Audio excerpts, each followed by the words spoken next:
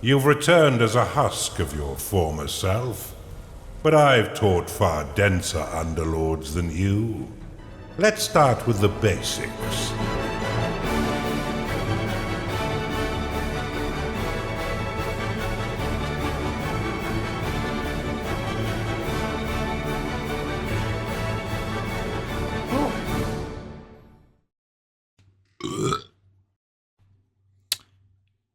Have you ever had the urge just to be evil? Sack some fortresses, drink grog with the boys, maybe even seek out otherworldly powers from forces beyond human comprehension? War for the Overworld's an RTS video game developed by Bright Rock Games based in Brighton, UK. The game started as a crowdfunding campaign on Kickstarter, which ran from November 29th, 2012 to January 3rd, 2013, and surprisingly was actually one of the gems to come out of the Kickstarter system. In the game, players build dungeons containing a host of deadly traps, mischievous minions, and use a variety of spells, potions, and other constructs to kill adventuring heroes that enter while waging their war for the Overworld. The game's inspired by Dungeon Keeper, StarCraft, Overlord, and Evil Genius, and you can see all of the inspirations dripping through in the level design, game systems, and just general aesthetics. It includes a campaign mode, a sandbox mode, online multiplayer, and free DLCs which all expand upon the game and the overall plot in their own ways. It's pretty neat.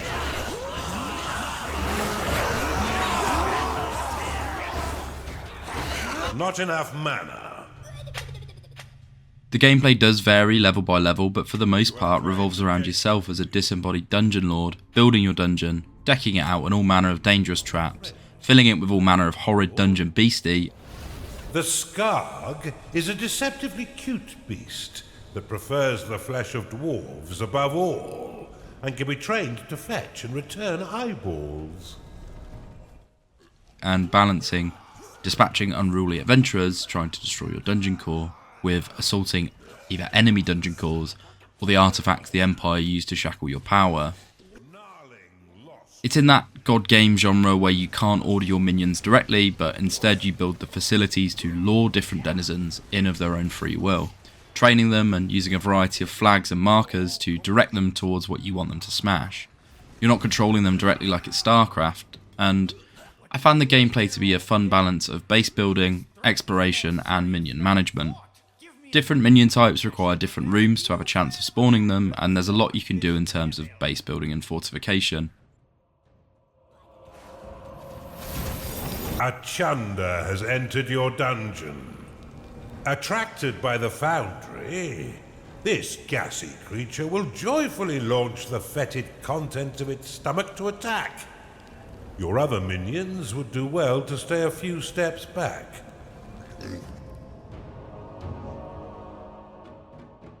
To add to that, you also have a variety of spells, rituals, and potions you can use to be a bit more hands-on with your actions as an overlord. Your minions' needs are not being Spells range from buffs, for. heals, or direct damage, with the caveat that some will only work within your own claimed domain.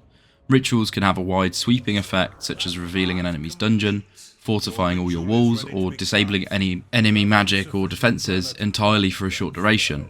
I found there was quite enough here in terms of gameplay to keep things exciting. A couple of the missions rely on you changing up the formula too, with one of the most memorable having you control a group of necromancers attacking the Royal Crypts instead of base building. It was all around unit control. I've completed the game twice, and both times found it quite easy. There's a few different cheese strats baked in, and for the most part many missions allow you to tackle them however you wish, providing you multiple routes to the end. The DLCs add to this, and I know there's also a sandbox and arena mode where you can further test your skills, so it's quite a lot of fun. Though I do have to mention, it feels a lot more like an RTS than it does a role-playing game. Like, you're not really role-playing as a dungeon keeper, you're rarely the one guarding anything against roving adventurers, instead you're sort of sticking it to them. And I feel this gameplay style might be quite divisive amongst players who are after a more casual experience, instead of a more, button-twitchy RTS competitive experience. This hapless dwarf was so unlucky in life that he was granted special burial. After being struck by lightning twice, he had the unfortunate luck of having his head bashed in by a meteor that bounced with perfect precision through a crack in the tunnel he was trundling down. His name is lost to time, and is lovingly called Meteor by those who pay tribute to the poor fool.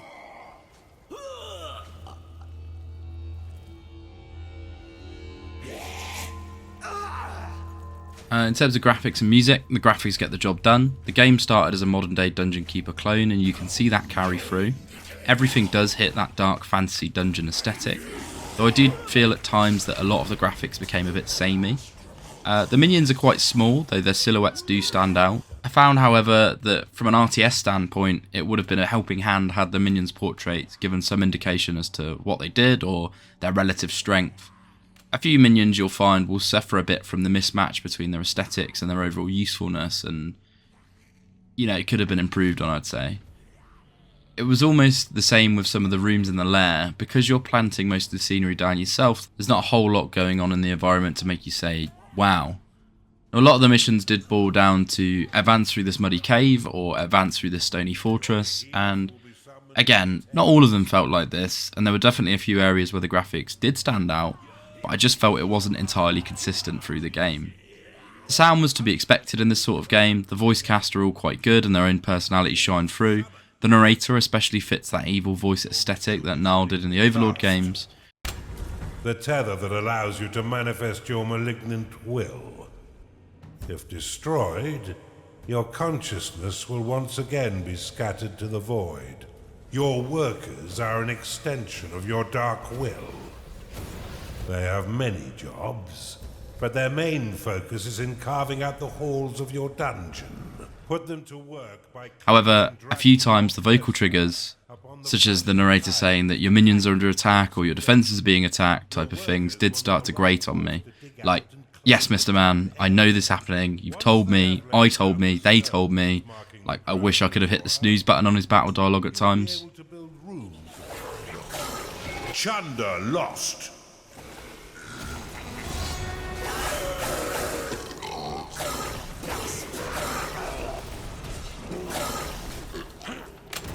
Your minions are under attack.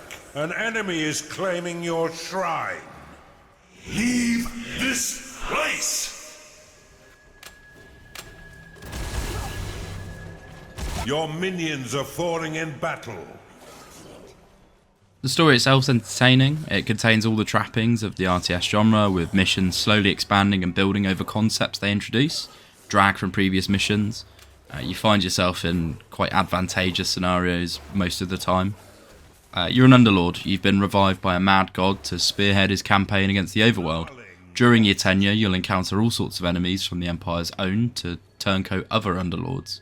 Different factions operate in different ways, as you'd expect, with different units, and the story does contain a few twists and turns. So let's get into them as we delve deeper, and expect spoilers from this point onwards.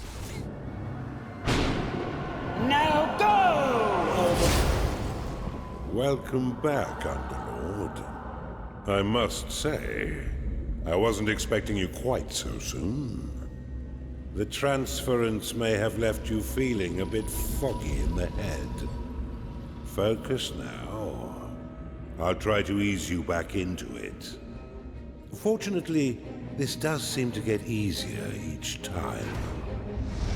This is your home realm, the source of your power, and the anchor that binds you to reality. Many years ago it was destroyed, and you were cast out into formless nothing. Fortunately, you've returned from your exile to once again challenge those who would stand between us and the mortal realm of Kairos. Your resurrection heralds the next phase of our assault upon its wretched empire, now led by the newly crowned Emperor Lucius. But he is least and final of our worries. It's his generals and the protection of their goddess Kira that will truly test our mettle. Ready yourself, Underlord. Let's begin our war for the Overworld. Our first mission, Awakening. Awakening takes us through the basics of being an Underlord. It's the first tutorial, and it puts in place the different mechanics at play. Our dungeon core houses our consciousness. If it was destroyed, we might as well be. We get flung into the ether. Minions enter our dungeons through underworld gateways, seemingly coming up from the Nether itself. And there's various different minions, from our little gremlin-y workers to more slimy swordsman types. A gnarling has entered your dungeon. Attracted by the barracks, these green-skinned scrappers aren't quite right in the head, and they'll happily hack at your foes until someone is dead. They don't really touch on their origins or anything, they just sort of exist. With minions up top, we then need to house, feed and train them. When we've gone through the motions of setting up a stable dungeon, we move to the realm of Kairos to begin the actual charge. First, build a lair, so the pitiful little meat sacks can get some rest. This room produces scores of micro-piglets, a delicacy that will sustain the weak flesh of your minions by filling their bellies with succulent pig flesh. Now's the time for a bigger challenge. Before you lies an Imperial keep, guarded by a certain Lord Rusimov. He had a bit of an accident that melted most of his face, but he's no less vigilant a soldier. He's been sent to guard an object that could threaten our campaign. Get in there, and burn the rest of him, Underlord. Engaging them, you'll need to muster... In the next mission, we're introduced to inhibitors. Now, these purple crystals are what's stopping us from attacking the Empire's capital directly. It's unclear how and when they produce these defences, but you could consider them the Empire equivalent of a dungeon core in some of these missions. In this mission specifically, we have to deal with the occasional attack party from the Empire while we build up our base. Now, luckily it's not too hard to get our defences ready and push them back. We could even make use of our Underlord magic to possess attacking units and lead from the front, having access to all their abilities and taking on more of an FPS gameplay perspective. Well done, Underlord. You're learning much faster this time. You've no better time for Lord Rusimov guards the inhibitor, and as a big hero unit, we need to make a bit of a mob to chip him down. Like all who oppose Mendikaus, he's destined to fall as we head deeper into Empire territory. Our missions continue to funnel us through the Underlord's first week pipeline, with each building upon the last. Where the last mission had us setting up a sustainable dungeon and defending against Empire scouts, assaulting a lone inhibitor, this mission has us against Lord Opheland, having a much larger space to defend and a much larger assault to attack. We construct a foundry which allows us to build inorganic defences such as crossbow turrets and blade traps. We use these to defend against Opheland as he sends his troops in on us. He set up similar defences, and so we get to experience both ends of the poke. My favourite part of these different assault missions is that the enemy commanders will always be talking, like we've got some sort of bug hidden in their stronghold, or some minor omniscience. Your presence shall not stand up to my might. Rally straight forth to assault them, men! How terribly kind of the nitwit to announce his attack. Prepare to defend the centre line, Underlord. Opheland will announce when he's sending a new raid through, and vocally chastise his troops when they all die. I found it entertaining. Silencing Opheland gets us deeper into the Empire, and it's at this point in the video I realised trying to tell you the plot as it unfurls is quite hard in this sort of game.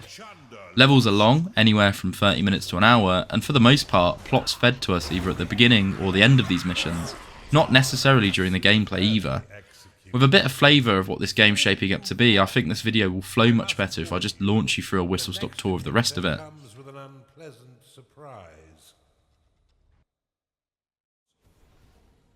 Mission 4 has us dealing with our first Turncoat Underlord. It's aptly named the Turncoat Isle. Underlord Marcus has cut a deal with the Empire to guard their inhibitors, and in exchange he can live out his life behind his dungeon walls. This mission involves bombs and beasts. Alongside regular minions, you can build a beast den to summon animals that fulfill the same niche. Think of them like more feral minions that have less requirements. You pretty much just need to feed them. And we need to combine our use of them with our Underminer bombs to blast into Marcus's dungeon, take out the inhibitors and his core. I don't know whether I'd made an issue with pathing or base building or what, but what was meant to be a 20-minute mission took me over an hour. It taught me pathing can be a bit suicidal at times. Leave this place! Your minions are falling in battle.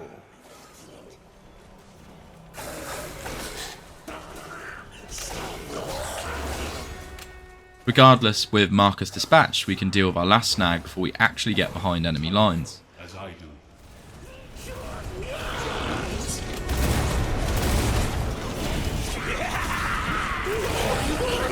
Look how easily they throw their lives away, blindly following you to destruction. Are you any different? You have destroyed an enemy's dungeon core. You'll regret not heeding my advice. Underlord, this campaign will be the end of you. It seems you found a weakness within Marcus's walls. Pay no attention to his frightened blabbering. Now that his core is a smouldering ruin, there are other matters that need your attention. The Underlord Rascos was locked in a scrap with a gaggling of greasy midgets, but has since gone silent. Get over there and find out what the hell is going on. The last hurdle before we're officially on Empire soil is the Spine of Kairos, a dwarven guard that have knocked back an allied underlord named Rascos into his realm, and are now splitting their attacks against him and us. By taking over the remnants of his dungeon core, after all he's not even on this plane to use it, we can assume control of the dungeon he so nicely pre-built for us. And this is where the Sanctuary and the Alchemy Lab come into play, allowing us to perform situation-changing rituals, or to throw out potions by hand to change the tide of battle.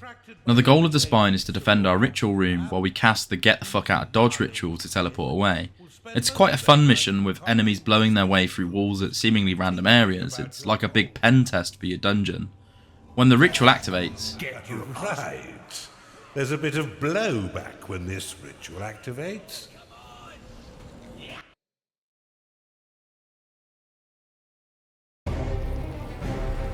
Here it goes.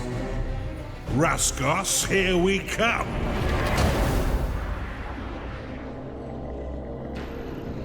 Welcome to my home, Underlord. Or what's left of it.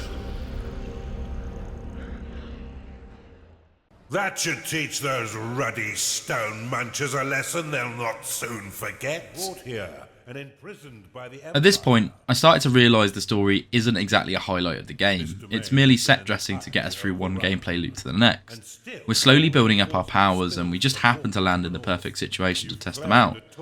We learn about torture chambers, a truly evil room for either executing minions to make scouts or to corrupt enemy units into our own ranks. The enemy units tend to be better than your own, just fewer in number, so this room's quite a great equaliser. The Empire uses portals and magic to send their units into these realms, and it's unclear where this power originates from, but we can only assume it comes from their goddess Kira. Our entry to Rascos domain begins with us having to destroy one of these portals to stop the Empire attacking us from behind. It feels nice that we're not just a solo agent here and that we're contributing to our allies' own war efforts. I do really get the feel in this game like we're waging a war on the overworld. We're attacking different units, we're helping our allies, we're moving across a big war map, and it does feel like we're crippling supply lines, establishing our own, that sort of thing. I do like the direction it goes. Excellently done. That's 2 brothers downed in a single day. I do so love this job. Here lies Rascos's final dungeon core. The Empire forces to the north channel the power of Aum, a holy shard that can be used to inhibit an Underlord's powers and their ability to create new dungeon cores. Time is short, Underlord. Defend Rascos by attracting and training as many minions as you can. With Rastos' domain secured, it becomes clear why we came here in the first place. Rastos' final core is under attack, and the Empire is using an artifact called the Aum to inhibit his powers. And the second mission here revolved around us defending him while we break into the chamber of Aum. A power contained within that's so strong it actually blows Rastos apart and launches us back onto Empire soil when it's activated.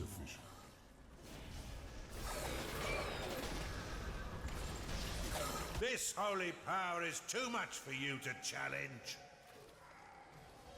Raskos's dungeon. I have a feeling we're about to return to Kairos with a bang. Close your eyes and think to yourself, there's no place like home.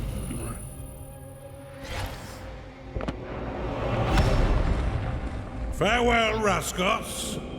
You have disappointed me. They've claimed a minor victory, but we shall make them pay 100-fold for their schemes. Let us return to Kairos to teach them an unforgettable lesson. The Royal Crypt. Tombs and effigies to the feeble warriors of a dying empire. Look to your necromancers, Underlord. Their death magic will be the trick to success in these pits. Keep them alive at all costs. We then sneak through Imperial crypts in the most memorable mission for me, harkening back to some of the StarCraft 2 missions where you're breaking out of the lab, controlling a squad of irreplaceable units and have to navigate through a gauntlet to keep them alive. The crypts are a bit of a maze, but they're full of spirits our necromancers can revive, and we build up this little snowball of ghouls until eventually our little doomstack pops out the front door.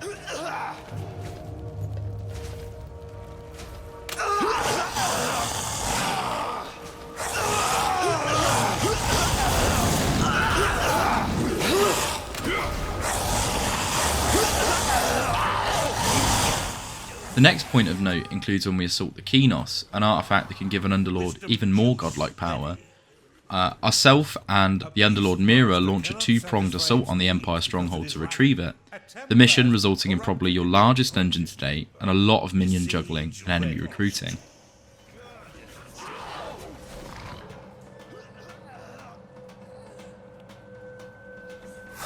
A Beastmaster is unhappy because it is tired. It's beautiful. Ah, that power. No, the Kenos belongs to me. Mira, what the hell are you doing? The Kenos is not for you, you impudent witch. Underlord, you will be the implement of my justice. We will invade Mira's home realm and take the Kenos back from her smoldering ruins. Now get to work, while I think of an appropriate punishment. After the agony of the assault, eventually, Mira double-crosses us, and we have to assault her realm to get the artifact back. It's a very short mission getting it back, and we gain the ability to summon special hero units in the form of the Behemoth, the Archon, and the Eternal to help us extract our revenge. You can only have one of these open at a time, and they cost research points to actually get out. So they're a bit of a cost, but they pay off quite well. You want to negotiate? Don't insult me. This Underlord will sever your core, and I shall trap you in a hell of my own making.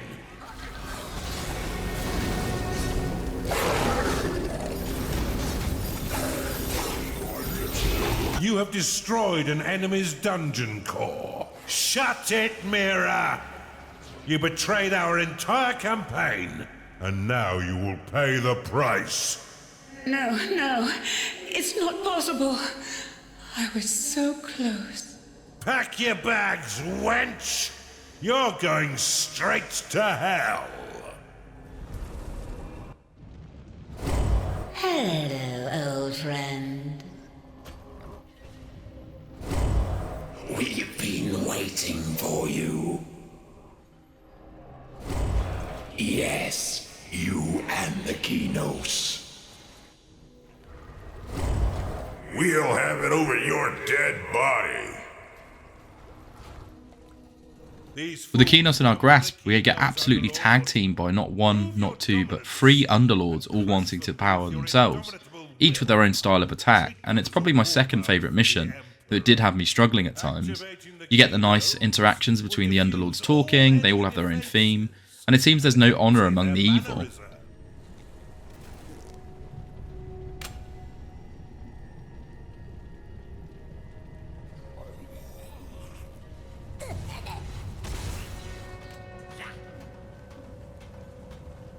Skarg lost.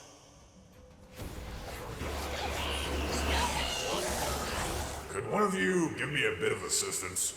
I'll split the bones of the dead with you evenly.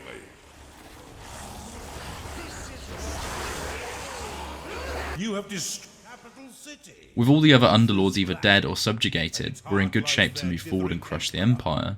Now, our final mission involves us assaulting Uther's Landing. It's a veritable fortress which will send out regular raids while we try and compose ourselves. To the left of it is a crypt which will pump out the souls of heroes, and to the right a foundry which will constantly replace the enemy's defences.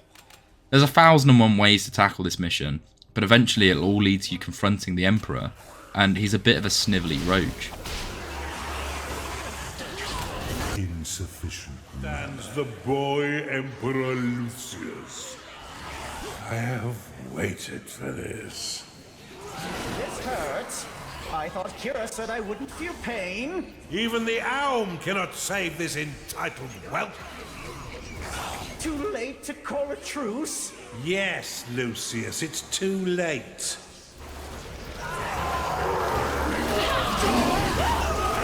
Something's happening to the Aum. I think I'm going to be sick. It's about time. My. The Aum is indeed powerful.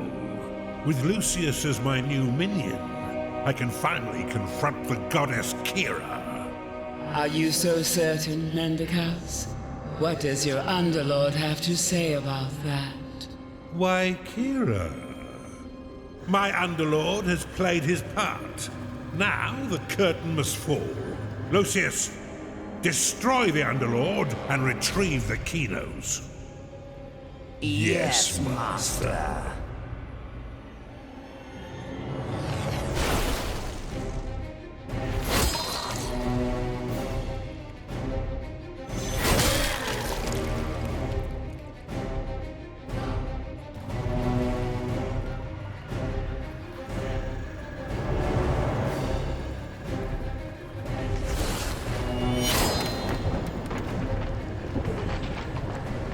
What's happening? Kira, what have you done? You'll see.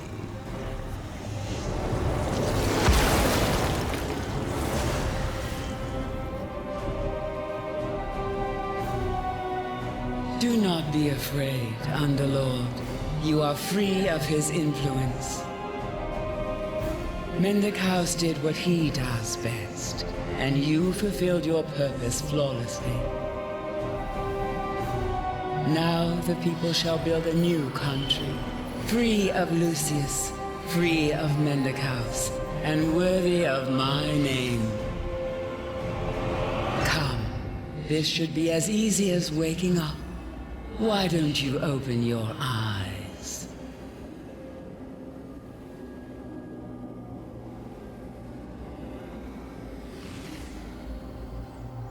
Welcome home, Overseer. With the great reveal of we were actually an Overseer and the reveal of the voice we heard at the beginning, it becomes clear their good goddess Kira planned for Mekandal's and the Empire's downfall. They want to rebuild the Empire from the ground up, more for the people and herself, thus ending the story for the main game. Now there's a couple of DLC which add further content, and while I can recommend them, they're not going to be a part of this video. We're just focusing on the main game. So the real question is, what did I think of War for the Overworld? Overall, I found the game fun, but wasn't a rush to repeat it. While you're given a lot of tools to carve your way through missions, due to the tight RTS feel of it all, I found that I was self-limiting myself to certain strategies and playstyles to compete with the AI. It did scratch that itch that a fun RTS can give me, and there's not a lot of games that fit the same aesthetic. But I wish there was just more length to it, and the campaign didn't spend a lot of time stumbling over its feet, teaching you the basics. I wish they'd just given it, quite early on and let us run with it. It felt at times like I was playing two separate games, one a high-stakes, button-twitchy ranked affair, and the other a more casual dungeon roleplay. And this at times could be jarring, but both experiences were quite enjoyable. I was playing, two good games. I just wish they tried to stick to one central ley line and run with it. Now the graphics and sound kept me entertained, and whether it was the gnarly character designs or the silky dad voice of the narrator, I did push through and had fun doing it. I'd give this game a 7 out of 10, and it's currently $24.99, which I think is a bit steep for how much fun I had with it. Though with the variety of modes on offer that I didn't really touch on in this video, I'm sure others would argue the opposite. I'd say grab it on a sale, and I'd fully recommend the DLC too. I've played Heart of Gold and it was quite neat. Over and out, Smooth Brains. You can't handle my potions. They're too strong for you. Potion seller, listen to me. I want only your strongest potions. My potions would kill you, traveler. You cannot handle my potions.